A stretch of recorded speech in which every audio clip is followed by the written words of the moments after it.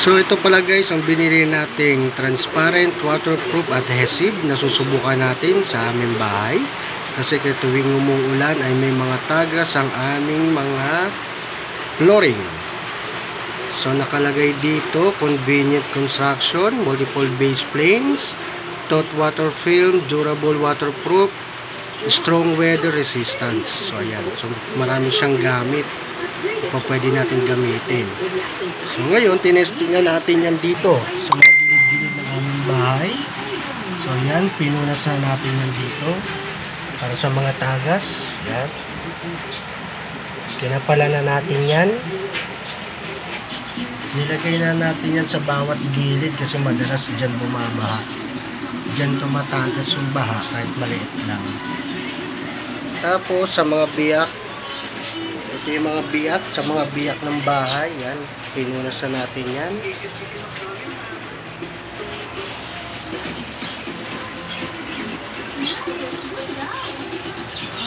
So ayan, simple lang naman siyang gamitin.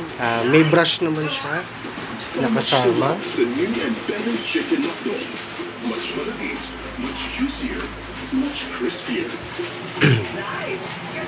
Yan, meron naman siyang kasamang brush. So napakasimple lang, i-brush nyo lang siya dyan sa mga gilid-gilid at hintayin natin matuyo.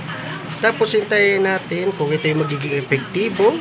Kaya i-like ninyo ang aking video and i-share para maging updated kung effective ba talaga itong nabili natin na transparent waterproof adhesive para sa ating mga flooring. So kaya guys, please subscribe my YouTube channel and then follow ninyo ako, i-click ninyo ang notification bell para mag-updated kayo kung ano yung magiging resulta ng transparent waterproof adhesive na nabili natin. Okay, so ulitin.